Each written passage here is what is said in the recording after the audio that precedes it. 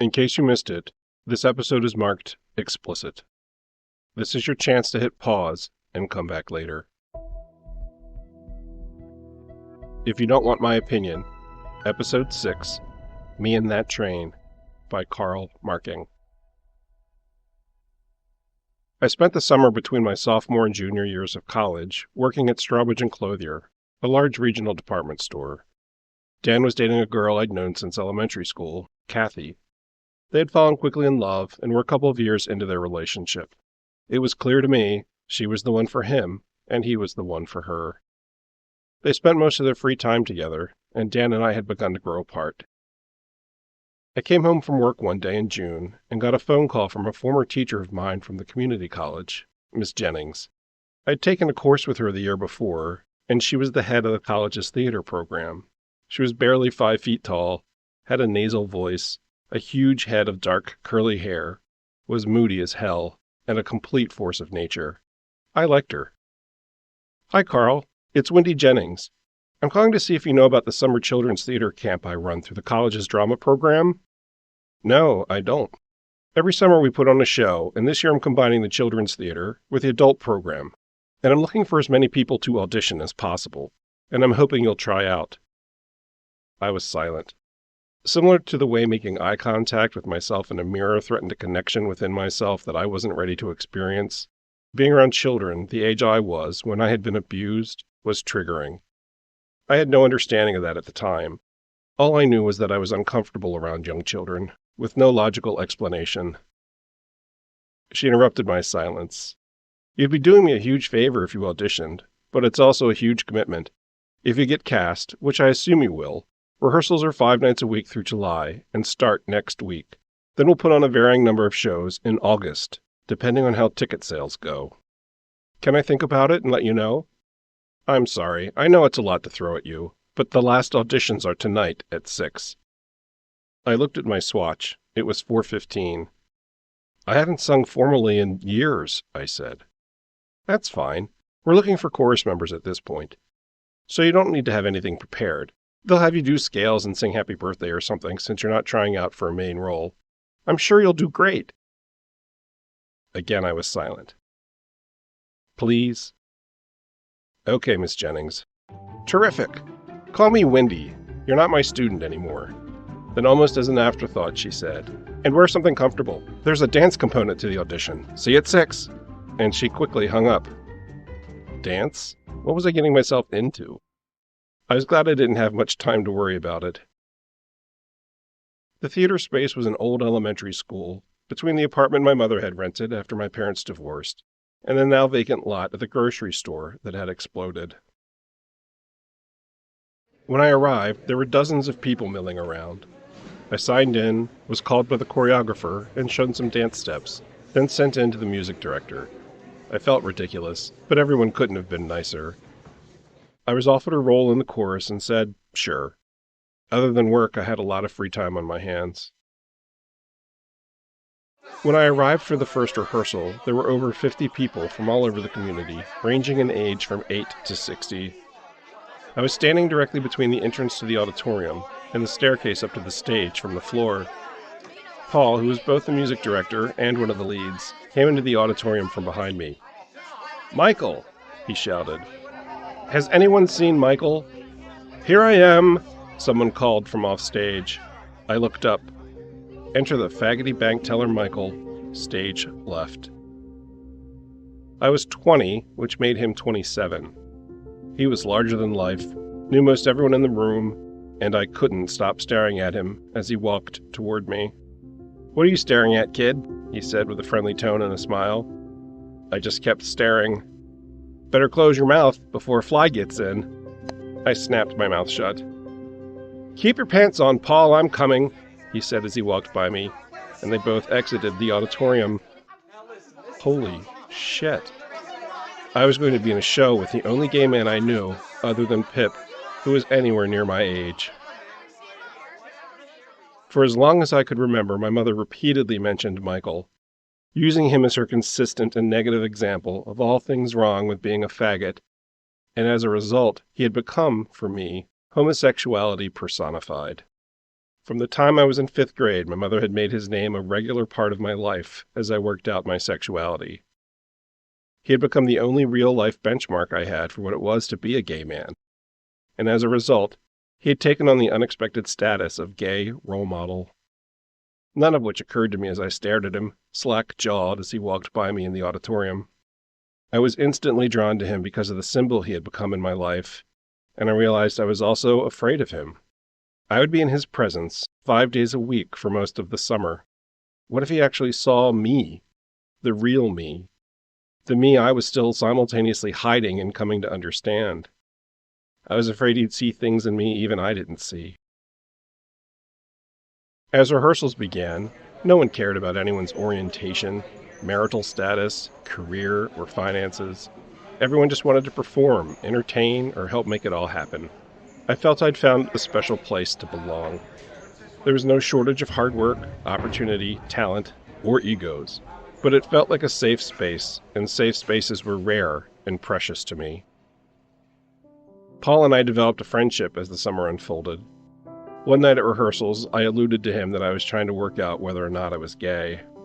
"I had a feeling," he said, "but at your age, I thought it better to let you disclose it to me rather than asking you directly. It's a delicate matter. I appreciate that. I'm still trying to figure it out. I mean, I've known forever, but have also tried forever not to be. I'm not comfortable with it. It may not feel like it to you, but you're young and you have time to figure it out. If you are, you are. If you're not, you're not. If you ever have questions about it or need someone to talk to, I'm happy to help. For what it's worth, it's not easy to figure it out. It's never been easy." Paul never hit on me. He never said anything sexual or inappropriate to me. He didn't steer me one way or another. He just made himself available, one human being to another. He became both friend and mentor. We entered dress rehearsals, and everyone had to be in costume. The green room was the school's former kitchen, and there were no separate spaces for the women and men to change. Everyone changed in front of each other. Given my history, I struggled with body shame issues, and was hesitant to undress in a room full of strangers. "There's no such thing as modesty in theater," someone said to me, correctly reading my hesitation. "You can either change in front of us, along with all of us, or step out into the side yard and change out there." I thought I'd take my chances and stepped through the side door out into the yard. And there was Michael, having a cigarette, wearing shorts, shoes, and nothing else. He and a friend I'd gone through school with were tossing a football back and forth. The thought of changing in front of him was too much, and I went back inside. Paul, already in costume, was putting on his makeup and looked at my reflection in the mirror.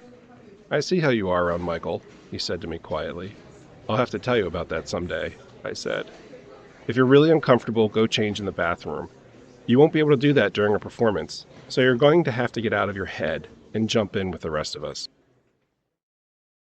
After rehearsal, I joined a bunch of the cast at a local bar.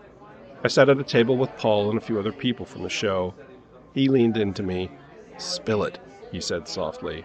"What's the deal with you and Michael?" There, in the middle of a crowded bar, I told him the story of how Michael had appeared in my life in 5th grade, what my mother had called him all the years in between, how he'd become a symbol to me of what it was to be gay, and how all of that made me painfully awkward around him. "Wow, no wonder you had that look on your face that first night. You noticed?" "Everyone noticed," I blushed. "Including Michael." "Great. He likes you, you know." "Really?" "He's asked me about you a couple of times." He and Michael had apparently been friends for many years. "He's in a relationship, isn't he? With that old guy?" Paul chuckled. "Yes and no. What does that mean?" "There are many kinds of relationships in this world. Sometimes you're exclusive with your partner, and sometimes you're not. They love each other, live together, but because of the age gap, Michael has the freedom to fool around with other people." "I could never," I said and looked away, thinking about what Paul had just said. My gaze, with no conscious intention, landed directly on Michael, who looked me in the eyes, raised his beer, and took a long drink without breaking eye contact. Paul watched the whole thing and let out a hearty laugh. "Of course you couldn't." "I have a favor to ask," Paul continued. "After the show is over, Wendy and I are going to the beach for 2 weeks, and I need someone to house sit for me. Will you still be around, or will you have left for college? I'll be around. How about it? House sit for me? I'll give you $30 a week and leave the fridge stocked. Sure, why not? It'll be nice to get out of my house and be on my own. Paul rented a small house just outside town. I arrived mid-afternoon the Saturday he'd left for the beach and settled in. The place had a warm, thoughtful feeling, and I felt welcome as soon as I'd stepped through the door. Based on his movie collection and collectibles, he was clearly a Disney fan. He also collected Fiesta ware, and his kitchen was full of it. He had artwork, books, and plants everywhere. There was a note on the fridge. Dear Carl, the fridge is stocked as promised. Please water the plants once a week. Feel free to watch any movie in my collection. I put out a few I thought you may like. The main number for the cabin where we're staying is on the fridge in case of an emergency. Don't have an emergency. I've also made a list of other numbers you may find helpful. Have fun. Paul. I scanned the list of numbers, and at the very end was Michael's. I knew Paul had told Michael I was house-sitting for him, but I didn't know if he'd told him anything else. I had direct, private access to Michael, and wasn't sure what to do with it. It took me several days to work up the nerve, and I called him that Wednesday. I was wondering if you'd like to come over some evening and watch a movie. How about tonight? He asked. Sure, I said, giving it barely another thought. Michael arrived carrying a handful of movies, vodka, peach schnapps, and orange juice. As soon as I saw the liquor, I was instantly on edge. I knew it was because of my history with Pip, and did my best to let it go, but I could feel the tension in my body. The body remembers. We sat opposite the TV with our backs resting on the opposing armrests of the sofa. Our torsos were turned to face the screen. He's handsome, Michael said of one of the actors on TV. I could tell he was testing the waters. I'm partial to Kevin Costner, I said. Michael moaned his agreement. Have you ever seen the 1940s French version of Beauty and the Beast? He asked. No, I didn't know there was one. It's brilliant. The special effects are amazing for the time period. The main actor is beautiful. He was also the director's lover. He went into the kitchen and made us drinks. This is a screwdriver, he said and handed me a glass. I took a sip and set it aside. No good? It's good. I just have to get up early, I lied. In reality, my rape experience was bleeding into my time with Michael. I knew Michael better than Pip. I had spent 5 days a week in his presence for most of the summer, but Pip had taught me a painful lesson, and it left me hypervigilant. This is visually one of the best movies ever made. I'm so excited to introduce you to it. He put the tape in the VCR. It has subtitles. Is that okay? Sure, I like foreign movies. We were both wearing t-shirts, shorts, socks, and were sitting with our legs folded under us. Michael extended his legs a bit toward me. I did the same, which left our legs overlapping, feet to calves. It was a beautiful movie. As we watched, he shared behind-the-scenes bits of information about the actors, how a scene was filmed, and how particular special effects had been achieved. Without looking away from the TV, he fully extended his leg and rested his foot on my inner thigh, halfway between my knee and groin. I didn't comment or pull away. A few seconds later, he moved his foot just a little further up. I still didn't comment or pull away. He was gauging whether or not each touch and position was welcome before proceeding with the next, which telegraphed to me that he was not interested in forcing anything unwanted to happen, which allowed me to relax and lower my guard. I took his foot in my hands and began to massage it, which was the most physical intimacy I'd had with anyone since my rape. You're a natural, he said. Eventually he pulled his foot out of my hands and placed it on my inner thigh and waited. Again I said nothing and didn't move away. Slowly, he slid his foot up my thigh to my groin and gently rested it there. He could feel my arousal. Would you like to do anything about that? He asked. I don't know. He held his hand out to me. I reached out and took it. We alternated back and forth between holding one another's hands and caressing each other's legs until the movie finished. There was a relaxed but palpable current flowing between us. Everything felt more intimate than anything Pip and I had done, other than our first kiss. Michael had only been aware of my existence for a couple of months, but for me, I felt as if this moment had been building since the first time I saw him 9 years earlier. My mother's regular, hateful commentary had woven Michael's existence into my life. Being on the sofa with him felt as if I was finally catching some train that had been running beside me for half my life. The movie ended. "What did you think?" he asked. "That was one of the most beautiful movies I have ever seen. Thanks for sharing it with me." "You're something else," he said. "How so?" "You're just not on the inside what you seem to be on the outside." "What do you mean?" "You're an old soul in a young person's body. You come off as if you're all surface, happy and glossy, but you're actually quite thoughtful. I've had an interesting life. I was forced to grow up faster than I would have liked." He knocked my thigh with his foot and said, "Okay, how about this one?" and held up The Hitchhiker's Guide to the Galaxy. "Well, I know of the books, but I've never read them, or seen the movie. It's fun, and no subtitles." He got up to change the tape and stepped outside to have a smoke. I couldn't maintain my twisted position any longer, and stretched out on the sofa. When he came back, he hit the start button on the VCR before heading over. I started to sit up to get out of his way, but he reached out, put his hand on my shoulder, and gently pushed me back down. "Make room," he said, and almost sat on my lap. I quickly rolled onto my side and pushed myself back into the sofa. He sat down at my waist, and as he lay down in front of me, he slid one of his legs between mine. We lay there, with our legs entwined. He eventually took my arm and tucked it low around his waist, then draped his arm on top of mine. We spooned together as we watched the movie. He wasn't wearing cologne, and smelled of cigarettes, soap, and Michael. We quickly found ourselves in our underwear and socks. We were facing one another on the sofa. I once again felt as if my life had been leading up to this moment with this person. And I kissed him. "Okay," he said, and pulled away. "That won't do." "Do I have bad breath?" "No, but let's talk about the kissing." He proceeded, as kindly as possible, to give me a crash course in embouchure and tongue usage. "Now, let's try that again," he said, and initiated a kiss. Much better.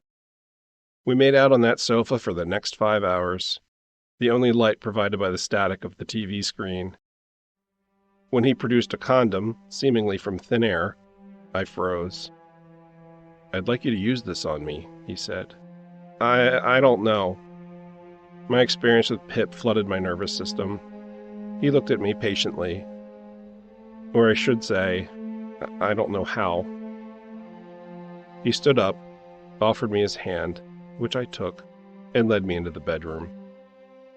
He was tender, patient, respectful, and showed me everything I needed to know. It was exactly how I imagined it should be. The first light of dawn was blooming as he left to go home. As I showered, my emotional state began to shift. I began to feel as if I'd done something dirty and taboo. I felt soiled. I began accusing myself that I'd done to Michael exactly what Pip had done to me. Michael was a willing participant, guide, and teacher, explaining to me step by step exactly what to do and how to do it. We also both enjoyed the experience, which made it profoundly different from Pip forcing himself on me. But the damage Pip did had taken up residence in my body. It took conscious effort for me to separate my experience with Pip and what he took from me, from my experience with Michael and what we shared with one another. Weeks before I left for Towson, I decided to confide in 2 other friends that I was gay, Elroy and Jonah. Elroy and I became friends in 3rd grade. He was an only child and lived in our neighborhood with his mother and her boyfriend. He led what seemed to me to be an isolated life.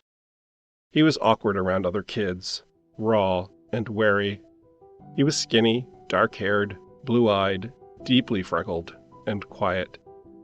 He always seemed just a bit out of place, which, given what I'd been put through the prior 2 years, resonated with me. He was unflinchingly always himself, which often made him a target for harassment and bullying. He knew he was different, and didn't show any interest or ability in changing, something I deeply admired about him. The majority of my friends were boys, while Elroy's were mostly girls. At recess, he'd often be off with the girls playing Chinese jump rope or whatever game was popular. It registered with me at the time that he was somehow different, but I didn't care. He was good-natured, smart, funny, introspective, and sincere. I needed people around me who were the same on the outside as the inside.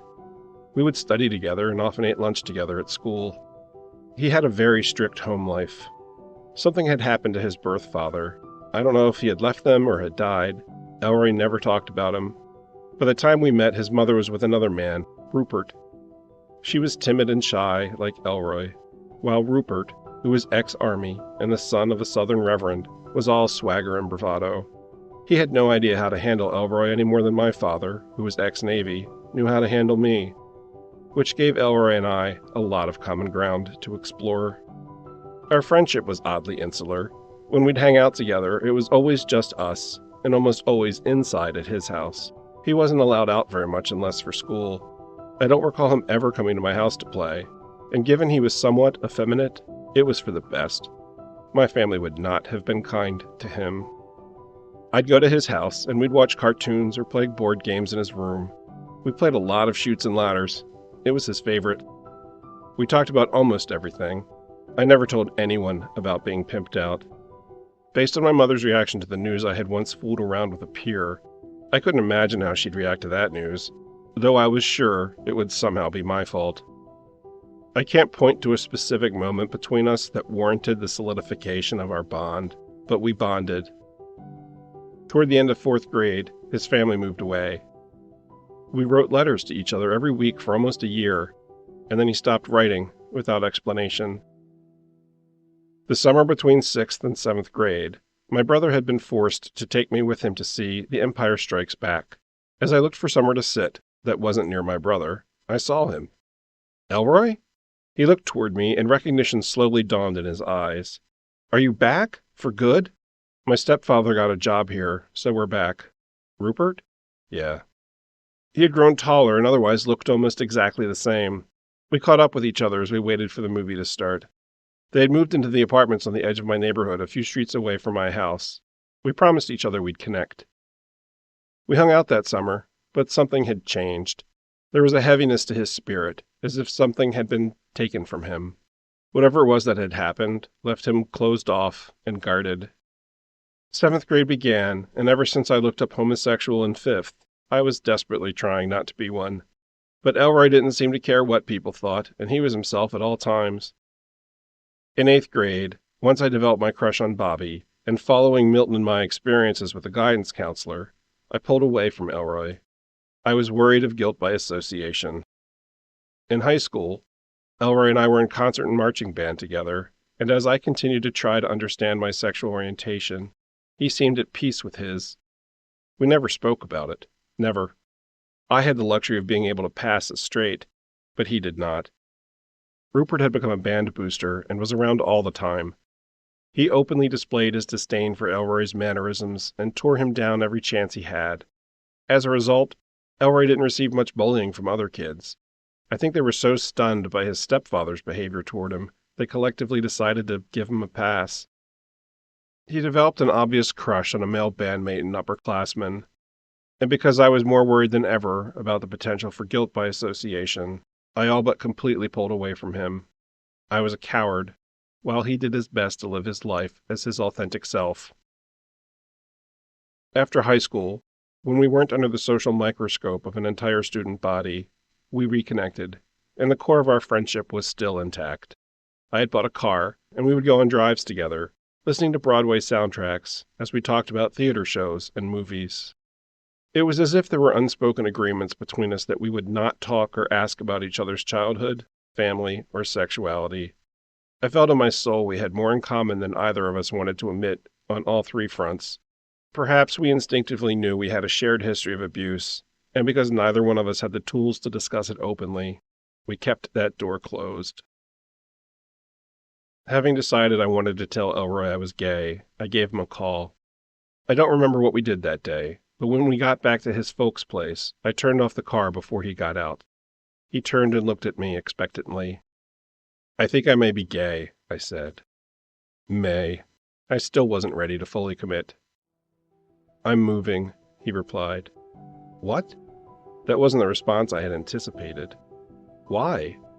"Things are not good with him," and he nodded toward his house and was referring to his stepfather.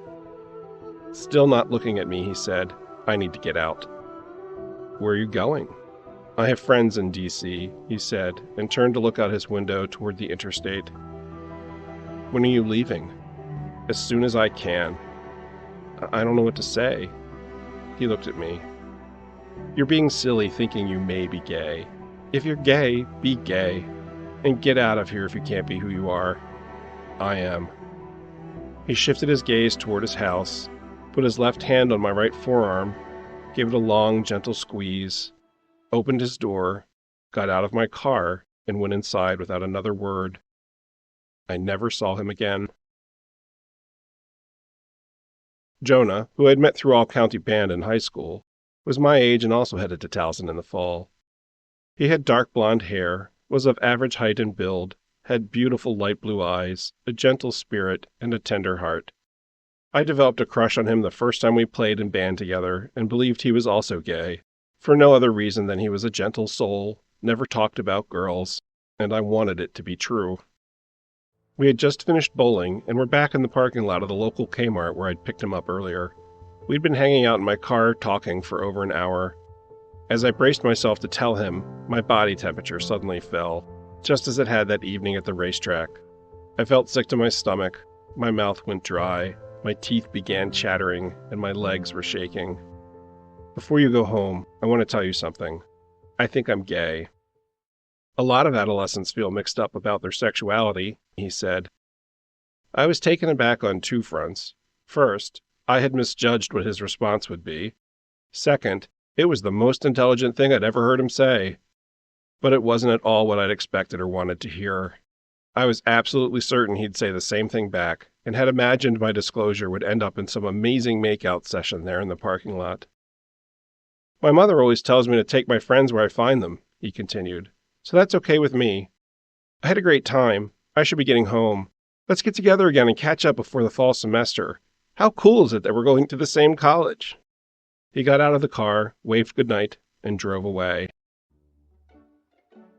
That fall, I started my junior year of college at Towson University. Move-in day was uneventful, and I met my roommates for the first time. Dick had dark hair and eyes, a solid frame, and played football. Mark was fair-skinned with light eyes and hair. He was both a swimmer and on the lacrosse team. The three of us were not well matched. I was not muscular, but had kept my weight off and had grown another inch. I was now 6'4" and broad-shouldered. Dick took one look at me and asked, "What position did you play in high school?" "Mellophone," I answered. He looked confused. "I was in marching band." "What's your major?" he asked. "Secondary education, mathematics." "Good, you can keep supporting the team by helping me with my math." That was who he was, endlessly assessing what others could do for him and assuming they would do it. As the last to arrive, I got the leftover bed, closet, and desk. I began to unpack and made my bed. The Garfield bedsheets I had purchased ironically suddenly seemed unwise. When it came time for dinner, Dick and Mark ate with their teammates. I went to the dining hall, and while looking for a place to sit, I heard a girl call my name. "Susan? I didn't know you were going here." We'd been in high school band together, and she had graduated 2 years before me. "Jonah, what are you doing in our dining hall?" "There is a mix-up, and I'm living in this dorm now," he said, a bit annoyed. "Sit down," Susan said. "This is Sarah, my friend and roommate." We spent the next few hours sharing stories and getting to know each other. Susan was short with long dark brown hair and carried a few extra pounds. Sarah was trim with long, thick, dirty blonde hair and rosy cheeks. As we ate dinner and got to know each other, I could feel the connections forming between the four of us. The next morning was the first day of classes, and I met Joy for coffee next to the university's bookstore. We had become friends at the community college. She was about 16 years older than me, and it had been at her suggestion that I applied to Towson, majored in education, and applied for the scholarship that made it possible for me to be there. "Hello," she called out as she entered the building. I waved back. When she reached the table, I said, "Good morning. Where's the beach?" "Funny," she said. "Remember how you said you wanted me to help you blend in with the younger students? My first piece of advice is, that bag has to go." "I think it's nice," she said defensively. "It is, it's just working against you." "What do you suggest?" I pointed to my book bag on the floor next to me. I thought about that, but I didn't want to look like I was trying too hard. Your canvas bag may as well read, "Victim here, victim here." "Hey," she said. A book bag will also help you distribute the weight of the books as you're walking from the parking garage to your classes. Well, that's true. We went into the bookstore and I helped her pick one out. In exchange for my time and having her back, she bought me a muffin, which became our tradition for the rest of the semester. We'd meet each morning when she was on campus, have coffee, study, and she'd buy me a muffin. Later that day, I was walking across campus between classes. "Carl, hold up!" A guy called out to me and sprinted to catch up. "I didn't know you were going here," he said. He was a skinny guy about my age, tan, with spiky, light brown hair and pale blue eyes. I had no idea who he was and gave him a blank stare. "It's Ray." Still nothing. "From high school." Total blank. "I'm Dan's friend."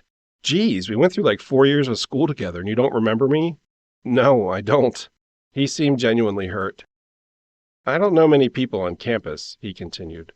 "If you ever want to get together, here's my number." And he sprinted off to wherever it was he'd been going when he first saw me. Given I didn't know many people on campus either, I decided to call him. We met up and walked around campus. He was dating a girl Elroy used to play with in elementary school. She and Elroy had once tried to teach me Chinese jump rope in 3rd grade, but I couldn't get the hang of it. It turned out Ray knew most everyone I'd known my entire life. I couldn't figure out how I didn't know this guy existed. "Do you know how to play racquetball?" he asked. "No, but I've always thought it looked fun." "Want me to teach you?" "Sure." He made a reservation for a campus court, taught me how to play, and proceeded to wipe the court with my ass. We laughed the entire time, and in that one game, our friendship was formed. When I got home that first weekend, I called Michael. He invited me over to his house to hang out with him and his partner. I didn't know what the protocols were for hanging out with a couple when having sex with one of them, so I called my only resource. "Paul, what do I do? This is completely out of my experience." "Go over, hang out, see what happens." "What if Howie gets angry with me?" "What if Howie wants to have sex with you?" "Oh, I hadn't thought about that." "You should." I imagined what that would be like. Howie was easily 20 years older than Michael, and the thought of having sex with him made me uncomfortable. I didn't find him at all attractive. "Look," Paul continued, "I've known both of them a very long time. This is how they've chosen to structure their relationship. If you want to fool around with Michael, you're going to have to learn how to navigate Howie, and you need to figure out what you want and what your boundaries are." My problem with Paul's approach was that my abuse had left me a people pleaser with no boundaries around sex. "The sex with Michael was too good not to see him again," I said. "I heard." "Really? What did you hear?" "Everything." "Oh, God." I'm hanging up now. I got showered, dressed, and headed for Michael and Howie's place. I had never been to a gay couple's house before. To be gay and live with your partner in my town, it just wasn't discussed, so I had no idea what to expect of them or their home. When I arrived, Howie answered the door. "Michael's in there," Howie said and motioned toward the living room. The living room had a sofa, coffee table, large TV, and 2 upholstered chairs, one at each end of the sofa. The walls were lined floor to ceiling with bookshelves jammed with movies, books, and collectibles. "Hi, Carl. Have a seat," Michael said and patted the sofa next to him. "What are you drinking?" "Soda or water is fine." When I fantasized about finally exploring a relationship with another guy, this was not what that looked like. I was beyond uncomfortable and did not fully understand my motivation in being there. My years-long fascination with Michael was certainly the foundation of it, but I'd be lying to myself if I didn't acknowledge it was also little more than being 20 years old and finally being able to explore consensual sex with a man. I did my best to ignore the Howie factor, both because I didn't comprehend their relationship, and ignoring it was conducive to my goals. Denial is a powerful coping mechanism. Michael picked out a movie for us to watch, All About Eve, starring Bette Davis. At some point during the movie, Howie left the room and went down the hall toward the bedrooms. When the movie ended, Michael stood up and held out his hand to me. I took it and followed him down the hall. "I sleep in here," he said and opened one of the doors. "You don't sleep together?" "Sometimes, but not usually." I was confused, but relieved. The fact they had separate bedrooms made me feel less of an interloper, and less guilty. Paul had told me this was how they structured their relationship. I'd just never seen, read, or heard about this kind of arrangement. When we finished, we made small talk. Then I got dressed and went home. As I brushed my teeth to go to bed, I discovered a hickey. "What's that on your neck?" my mother asked the next morning. "A hickey," I said. "I can see that. Who gave it to you?" I didn't respond, which was new for me. Normally, when she asked me a question, I felt positively compelled to answer. But what was there to say? A lie? I felt as if all I'd done since 8th grade was lie about who I was. I was sick of lying. "You look ridiculous," she said and left the room. When I got back to campus, Dick noticed it right away and started riding me about it. He reminded me in all the bad ways of my brother.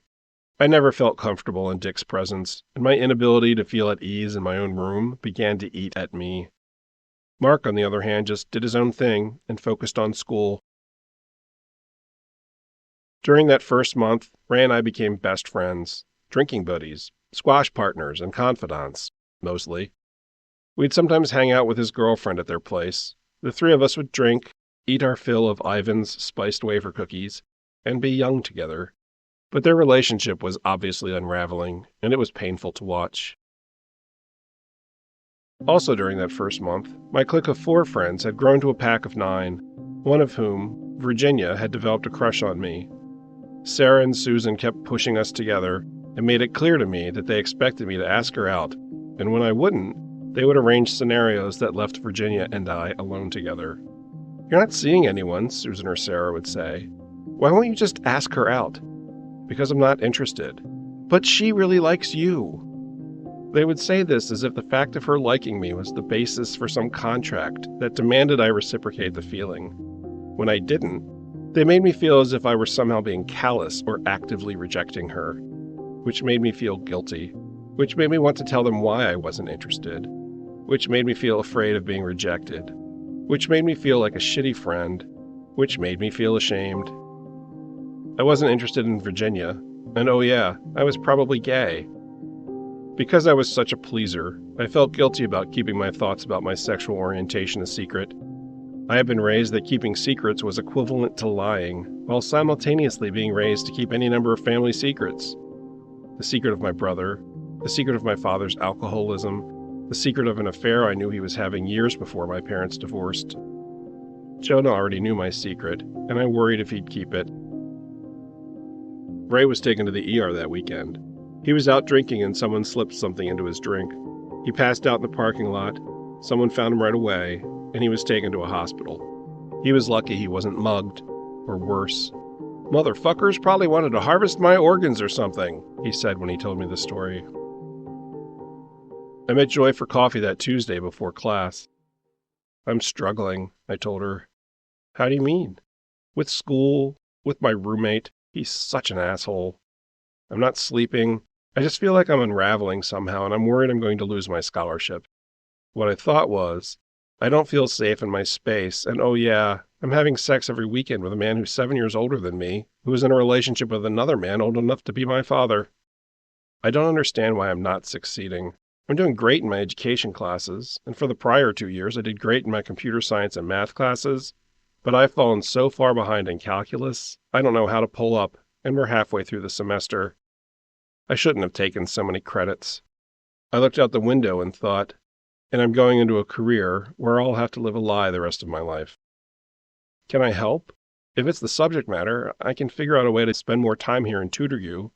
Joy was always so generous to me with her time and energy. That would be great, thank you. As for the rest, I can't figure it out. Have you thought about going to the counseling center? Maybe you just need to talk to someone.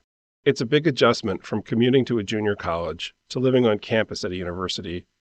From what you've said in the past, your roommate situation isn't the best. I'll think about it.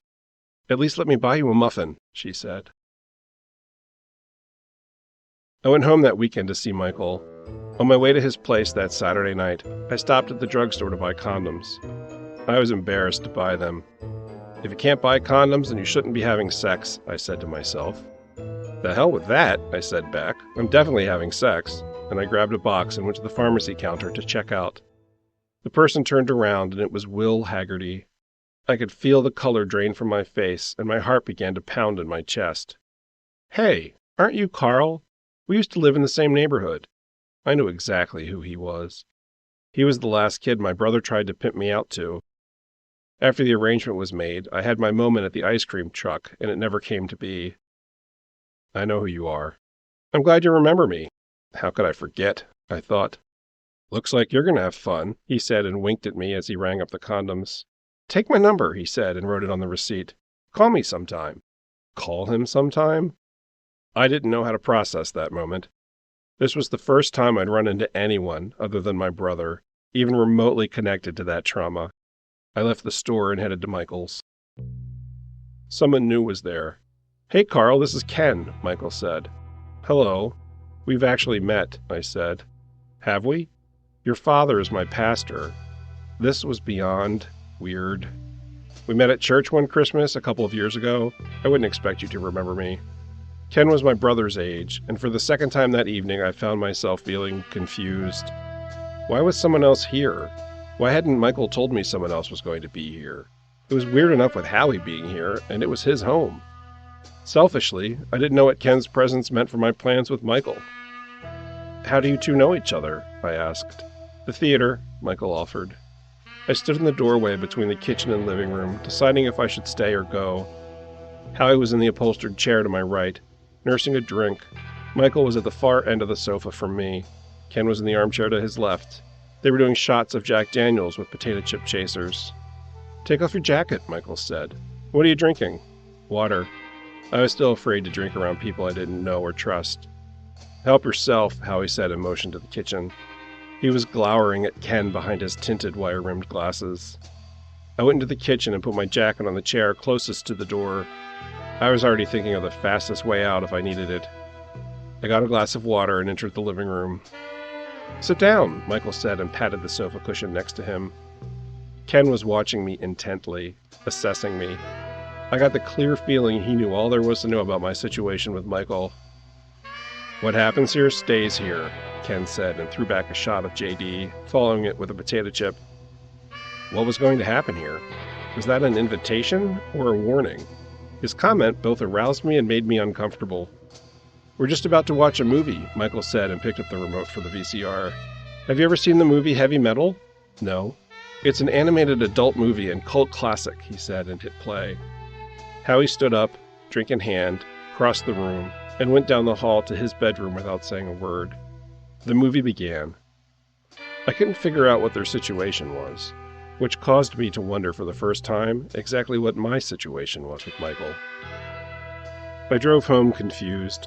In a span of 5 hours, I met someone who reminded me of one of the worst periods of my childhood and had an odd run-in with my pastor's son at my gay lover's home. When I got back to school Sunday evening, Ray looked like shit and told me he'd been in a car accident. He drove an old Fiat Spider convertible. "I'm lucky to be alive," he said, and looked every bit the part. "What happened?" "I was coked up," he said and stopped talking. He hadn't meant to say that. "I thought you gave that up." "I'm trying," he said, and started to shake. I went over to him and hugged him. "You're the only person who accepts me for who I am," he said, and suddenly hugged me back. "You never ask me to change. You never give me shit for my behavior. You just..." And he searched for the next right words. "Love you," I said. "I just love you." "Yeah, you do. I love you too." And he gave me another big squeeze. We ended our hug and stepped away from each other. So what the hell happened? He took a deep breath and told me that while high on coke, he was driving too fast.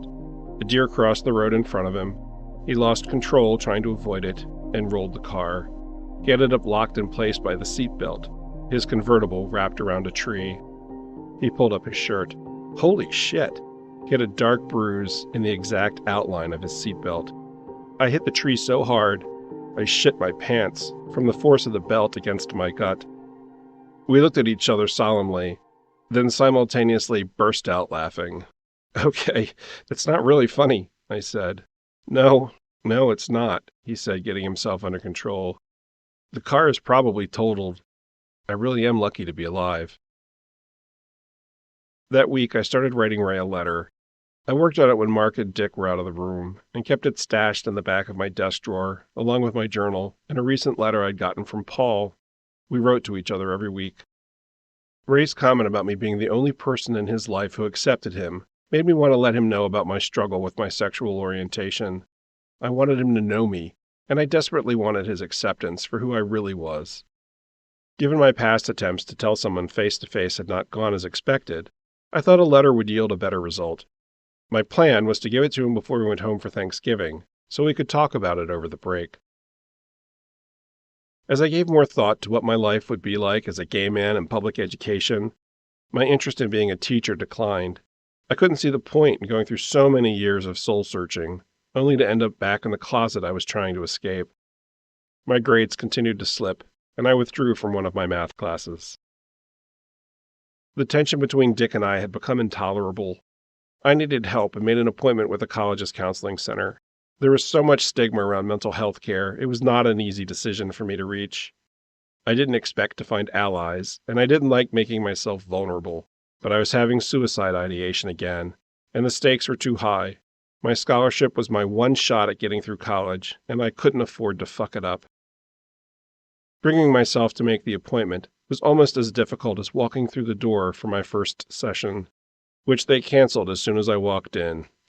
"I'm sorry, we're overbooked. The holidays. We can't see you until the week after Thanksgiving. But if you need to be seen, we can refer you to psychiatric services so you could be seen this week." I didn't like the sound of psychiatric services. I could hear my mother that morning in 8th grade. "Are you a faggot? Because if you are, we need to get you fixed." I didn't need fixing. I needed support. "Fine," I told the scheduler, and they set up an appointment for the following day with psychiatric services. The doctor I saw alienated me instantly and completely. She kept interjecting her feelings and opinions during our session, rather than asking me questions and helping me identify solutions that worked for me. When it became clear she had her own agenda, I shut down and let her lecture me for the rest of my time. I didn't have the strength to leave, and sitting through it seemed the path of least resistance. That night, Susan and Sarah had a bunch of us over for pizza and beer. Ray and I arrived together, as we did for most things. Virginia proceeded to tell everyone there was a rumor going around that he and I were lovers. "What?" Ray asked. "That girl that's always making out with Dick in Carl's room? She's in one of my classes, and she told me." Virginia looked at Ray and I expectantly. We looked back. "Well, knowing you're not gay, I asked her what she meant by that, and she said Dick had found a letter in Carl's desk that proved you and Ray are lovers." I am so naive, I thought. Of course Dick was going through my things. "Well?" she asked. "Well, what?" I asked back. "Are you two lovers?" Epilogue. I've taken great care to remove various abuses I endured growing up from these episodes in an effort to stay focused on my coming out journey. But where there is overlap, where an abusive experience impacted my coming out, I felt I needed to leave it in. Being gay and being on the receiving end of abuse are often intertwined. The abuse can be violent or subtle and insidious. Milton and Elroy could not hide their true selves, and were targets as a result, even from their own families. I was a tender soul, and for people of ill will, that was sometimes a magnet for abuse. There was a snowstorm one day when we were all still living together in my childhood home. My sister was outside shoveling, and I was inside baking cookies. A friend of our parents stopped by, and I overheard her remark to my mother, more than once, how unusual it was for her to find my sister outside shoveling, and me inside baking. The reality was, my sister wanted to get away from our father and have time alone, so she chose to shovel the snow. Knowing she was in a bad place, I chose to bake her cookies. But the judgment that came from this woman was swift and entitled. She mentioned it for years to come. Gender role conformity can begin as soon as a fetus is sexed. Enter the gender reveal party, which usually has pink for girls and blue for boys.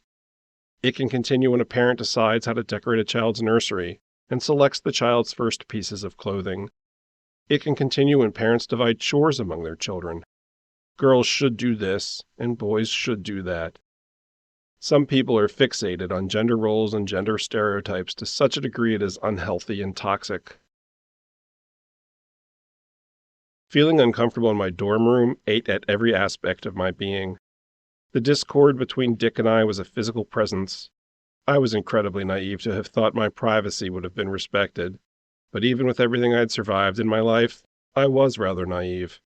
I continued to operate from a place where I believed people were inherently good and could be trusted.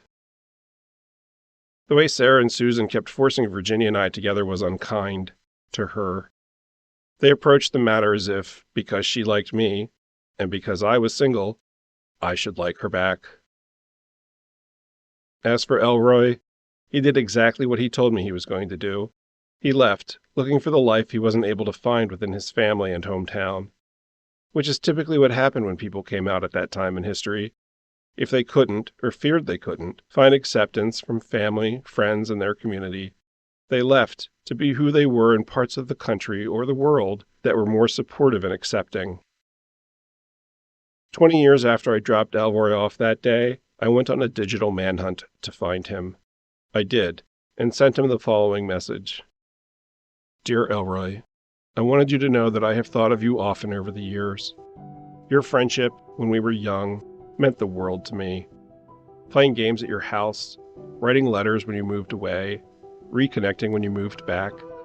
I had so much going on at home when we were young, and I regret I was never able to share any of it with you. I didn't have the language for it, but I often felt we shared similar struggles. I wish I'd been a better friend to you then. In high school, I always admired you for being yourself. I know it cost you.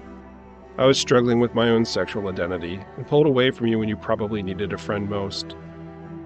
I remember that time we chatted in my car, and I shared with you that I may be gay. I was still getting comfortable with the idea. I didn't realize that would be the last time I'd ever see you, and I wanted to take the time to let you know I wish things had gone differently that day and throughout our friendship. I want you to know I admired your courage. I want you to know you made a positive impact on my life. I want you to know I'm glad we knew each other. I didn't get a response.